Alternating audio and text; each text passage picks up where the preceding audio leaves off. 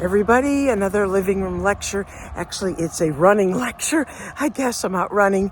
And I wanted to cover stage 3, Course in Miracles. This is Course in Miracles material.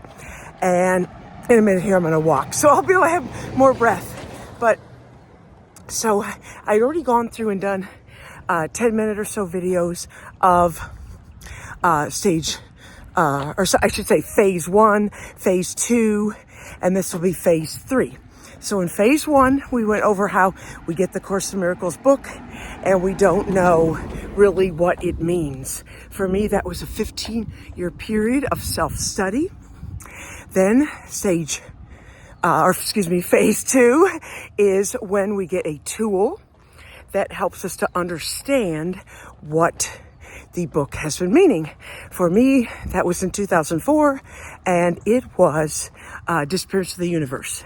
But for anyone, it could be, anything that finally lets them be able to take apart a very holographic book into more of a linear fashion, however that may be, with a person, a book, a tape, a class you go take, whatever and however that happens. Then the third phase is when you put down everything and do like what it says in the course, where it says to, put down this book, put down this course, and come with empty arms unto your God. So it is that type of thing where now you're going to go into the mind instead of trying to get the book itself to be like affirmations that will make you feel better upon a certain time and a certain day. And also by now, because you had that tool, you have learned all of the metaphysical principles and you've aligned your beliefs with them. So now you can trust and put down everything. And when I say put down everything, of course, you may still read, or you may still look at a workbook lesson, or talk to someone on a Facebook, a Course in Miracles group, or you may post there. But what I mean is, overall, you are no longer relying on the book itself, and you go into the mind because you've learned these metaphysical principles.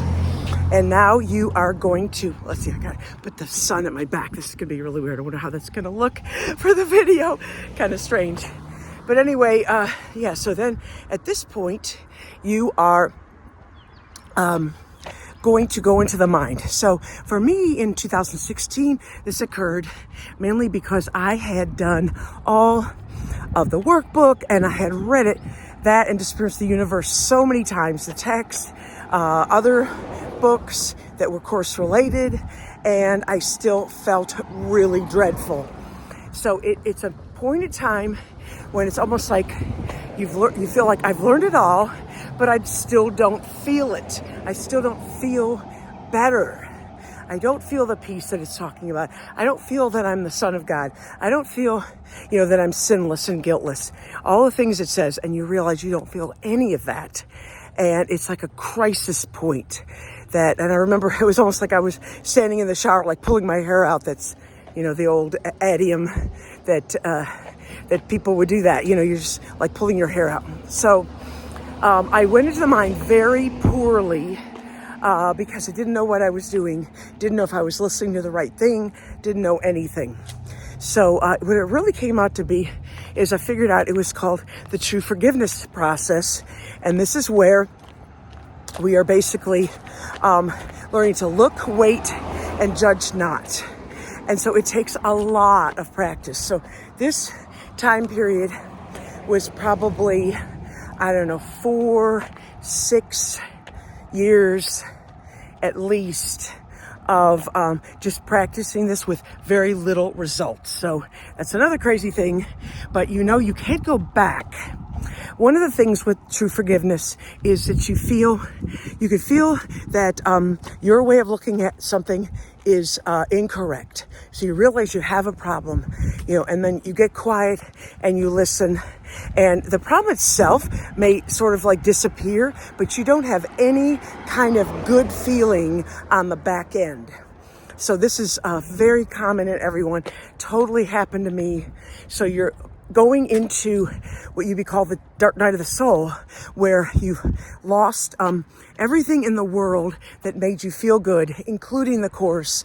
Nothing can conjure up any kind of good feelings.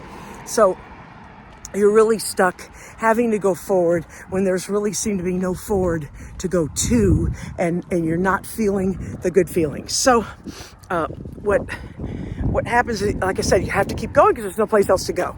And some say that this is the time when some men have looked on this and died, meaning that there's like the one allusion to suicide in the whole text, but that you would become so despondent and have nowhere to go that you were just caught.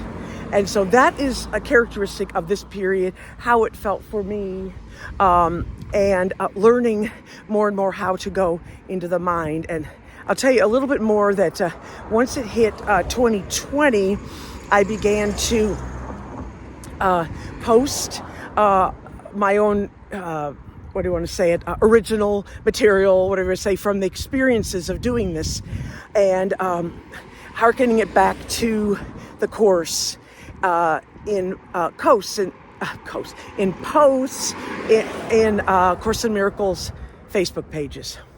So then became a whole nother thing where, again, you're going more and more into the mind, because whatever you post and you put yourself out there, you have a tendency to get all sorts of reactions. You get lovers, haters, stalkers, all kinds of things, right? And I call it the good, the bad, and the ugly, or the Hollywood effect. You're just out there for all sorts of comments, because people are not always, they're not always nice, right? They're vicious sometimes. And especially when there's no face in front of them, that they will tend to let out what is on their mind, that is the ego disagreements. So during this time, it was super, super fantastic to see all of these disagreements. And it looked like they were people disagreeing with me. But the more you go into your mind, I would realize that there were really no people out there. And there's really no me. There was just this mind that was looking at what the sentences were saying that were contradictory to what I had posted. And it allowed me to hear an answer that comes from like another level and then gets posted. Sometimes it would be that we would go back and forth 16 times in what would look like an argument. But what was actually happening was that the ego thought system was being looked at. And as time went on from 2020 forward, there would be certain names with certain types of complaints. And like some is like, who made you my teacher? You can't possibly get enlightened. Why aren't you quoting the Course more? You can't just go from your experience. Those are just a few of them, right? And then that group of people would go away, or would just sort of disappear. And then it would appear that another group would come, and people would phase in and out. And then the new group would have the exact same complaints and discussion with me. Who appointed you our teacher? Just on and on, all kinds of things, right? And so the more that would happen, you begin to realize, oh my gosh, this is just really the ego's small repertoire talking. So, I almost want to apologize, if people thought that I was attacking them, or that they were people, that I was a person, and that we were having like this discussion. But literally, it was just the mind looking at all of these things. So huge gratefulness to that process that allowed me to just go in the mind more and more and just remain there until I'm thinking about the fall of 22, that I really just didn't leave the mind anymore. I was only there looking. And I'm going to probably do some videos at some point, not just on these phases, but I will do them on the the actual forgiveness process and the different steps to it. But anyway, I'm hitting about 10 minutes, so I'm going to stop now, and then tomorrow I'm going to do phase 4. See you then.